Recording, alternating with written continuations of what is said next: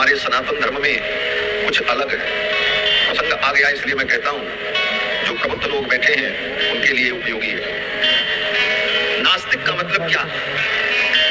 जो ईश्वर को न माने, वो भगवान को न माने, वो नास्तिक। तो ईश्वर को, भगवान को तो इस्लाम भी मानता है, क्रिश्चियन भी मानते।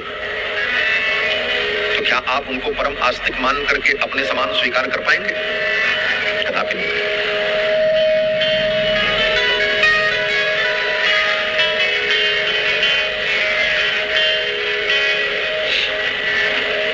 तब तो कहते हैं नास्तिक आस्तिक की परिभाषा ये नहीं है कि जो ईश्वर को मानता वो आस्तिक। आस्तिक की परिभाषा है कि जो वेद को प्रमाण मानता हो, जो विश्व के आदि ग्रंथ हैं। जब दुनिया में कोई धर्म की किताब नहीं थी, न बाइबल थी, न कुरान था, न किसी कवि की कोई कविता थी, न कोई ग्रंथ थे, उस काल में भी अनादिकाल से धर्म का उपदेश करने वाला अगर कोई ग्रंथ था दुनिया में तो केवल वेद थे।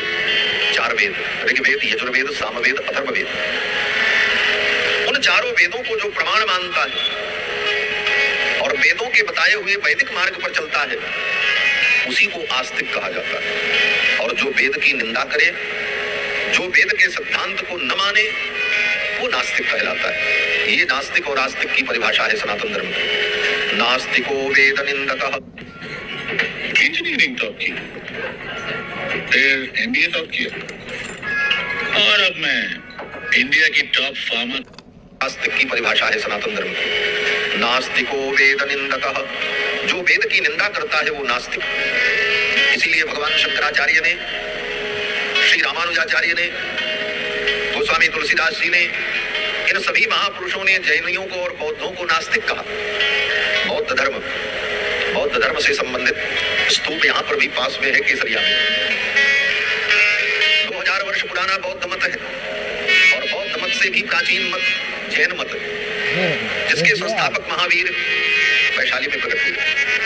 इन दोनों के मत को शंकराचार्य ने, रामानुजाचार्य ने, गोस्वामी तुलसीदास जी ने नास्तिक मत कहा। ये नास्तिक क्यों है? क्योंकि ये वेद को प्रमाण नहीं मानते। वेद को धर्म में प्रमाण नहीं मानते, वेद की सत्ता को स्वीकार नहीं करते, अपने कपोल कल्पित ग्रंथों के आधार पर धर्म और परंपराओं का वर्णन करते हैं। इसलिए हमारे सनातन धर्मावलंबियों ने ऐसे मत को नास्तिक मत कहा। तो नास्तिक का मतलब जो वेद को न माने, वैदिक परंपरा को न माने, उसको नास्तिक कहते हैं। अब रही बात ऐसे नास्तिकों की, तो ऐसे नास्तिकों को भी रोटी, कपड़ा, मकान, बेटा, बेटी मिलता है कि नहीं मिलता? मिलता है। तो उनको कहां से मिला, किसने दिया? बोले जो भगवान को मानता ही नहीं उसको भी रोटी, कपड़ा मिल रहा है, उसको भी बेटा, बेटी मिल रहे हैं, संसार का सुख मिल रहा है। तो वह भी उसके कर्मों का परिणाम है। नास्तिक तो भगवान को मानता भी नहीं, फिर भी नास्तिक को सुख संपत्ति मिल जाती है। इसी बात को गोस्वामी तुलसीदास जी महाराज कहते हैं कि संत समागम हरि कथा तुलसी दुर्लभ दोय, सुतदारा अरु लक्ष्मी पापियों के भी होय। पुत्र, पत्नी, संपत्ति ये तो पापियों को भी मिल जाती है। बड़े से बड़े पापी, बड़े से बड़े अधर्मी, बड़े बड़े माफिया, गुंडा, उनके पास धन की कमी है, हमसे आपसे ज्यादा है। और जो चाहते हैं वो कर लेते हैं दुनिया में। इसका मतलब ये नहीं है कि उनके ऊपर भगवान की कृपा है, वो उनके किसी जन्म के किए हुए कर्मों का परिणाम। धन, संपत्ति, पुत्र, परिवार ये भगवान की कृपा नहीं, अपितु आपके पूर्वकृत कर्मों का परिणाम है। और भगवान की कृपा क्या है? बोले भगवान की कृपा का परिणाम यह है कि जब भगवान की कृपा आपके ऊपर होगी तभी आपको सत्संग करने का अवसर मिलेगा। ये भगवान की कृपा है। इसी बात को वेदव्यास जी कहते हैं, भाग्योदयेन बहुजन्म समर्जितेन सत्संगमं च लभते पुरुषो यदा वै। जब जीव का भाग्योदय होता है, उसके ऊपर भगवान की कृपा होती है, उसके अनेक जन्मों के पुण्य पुंजीभूत होकर फल देने के लिए उद्यत होते हैं, तब उस जीव को सत्संग करने का सौभाग्य प्राप्त होता है, तभी उसे सत्संग मिलता है। संतों के संग बैठकर भगवान की चर्चा सुनने और सुनाने का उसे अवसर मिलता है।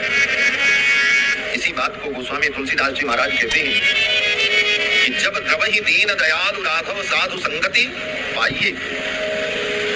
जब भगवान द्रवीभूत होते हैं तो जीव को सत्संग का सौभाग्य प्राप्त होता है। जब द्रवहि दीन दयालु राघव साधु संगति पाइए, यही तरस परस समागमादिक पाप राशि नशाइए। जब भगवान द्रवीभूत होते हैं, कृपा करते हैं, तो जीव को सत्संग का सौभाग्य प्राप्त होता है।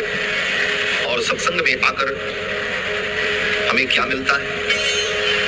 तो इस सत्संग में आकर हमें भगवान के स्वरूप का, अपने स्वरूप का और भगवान की बनाई हुई इस माया के स्वरूप का और भगवान के स्वभाव का, जीव के स्वभाव का और भगवान की रचित माया का स्वभाव क्या है, इसका स्वभाव और बंधन क्या है, मुक्ति क्या है, इन सारे विषयों का ज्ञान सत्संग में होता है।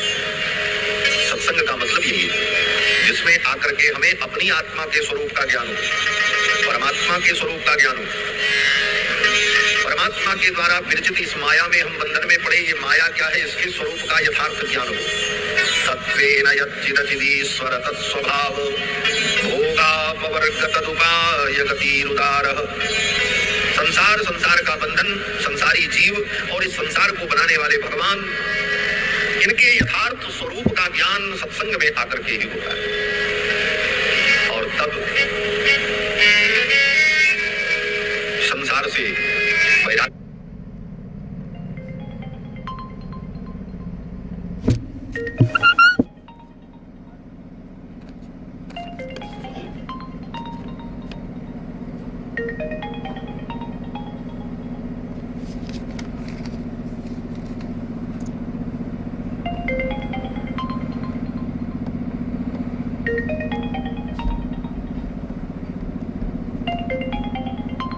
होता है और तभी भगवान के चरणों में अनुराग होता है।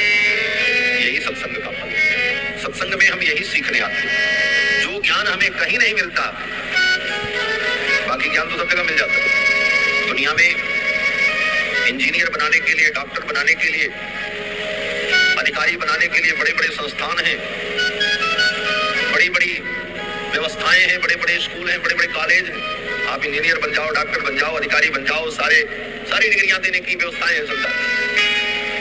लेकिन क्या कहीं कोई ऐसी भी व्यवस्था संसार के मनुष्यों ने बनाई जहां जाकर के किसी को मनुष्य बनाने की व्यवस्था होती, सच्चे मायने में वो मानव बन सके, आदमी बन सके? आज इंजीनियर और डॉक्टर बनाने की, अधिकारी बनाने की, IAS PCS बनाने की बहुत बड़ी बड़ी संस्थाएं हैं जो परीक्षाएं लेती हैं, प्रशिक्षण देती हैं। लेकिन एक सच्चा मानव व्यक्ति बन जाए और मनुष्य जीवन में वो मनुष्य बनकर अपनी मानवता को सफल कर ले, इसका निर्माण करने के लिए कोई विद्यालय कहीं नहीं किसी ने खोला।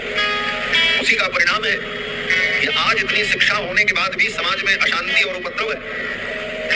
आज जितने बड़े बड़े अपराध होते हैं, वो अपराध करने वाले लोग कोई गंवार और मूर्ख नहीं, अशिक्षित अनपढ़ लोग नहीं है। आज बड़े बड़े अपराध करने वाले, अपराध जगत के जो माफिया लोग हैं, वो हाई क्वालिटी की शिक्षा, उच्च शिक्षा, हाई एजुकेशन, उच्च शिक्षा प्राप्त बड़े बड़े इंजीनियर, बड़ी बड़ी कंपनियों में काम करने वाले लोग, बड़ी बड़ी डिग्रियां लेने वाले लोग आज अपराध जगत में अपराध कारण बोले उन्हें संसार का ज्ञान तो कराया गया, दुनिया की सारी कमाई धमाई का धंधा सिखाया गया, लेकिन उनको मानवता नहीं सिखाई गई कि तुम आदमी कैसे बनो। उसी का ये परिणाम है कि आधुनिक शिक्षा ने व्यक्ति को सब कुछ तो दिया, लेकिन उसे मानव नहीं बनने दिया। मानव न बना करके एक संवेदनाहीन मशीन बना दिया। अब उस मशीन में सारी क्रियाएं तो हो रही हैं, लेकिन संवेदना नहीं। उस संवेदना का निर्माण हो, यही आध्यात्म सिखाता है। धर्म की शरण में इसीलिए हमको आना पड़ता है कि हम धर्म की शरण में आकर एक सच्चे मानव बन सके, हमारे अंदर मानवता प्रकट हो। यही सत्संग का फल है। ये सत्संग जीवन में आवश्यक है और ये सत्संग जब भगवान की कृपा होती है तभी जीव को प्राप्त होता है।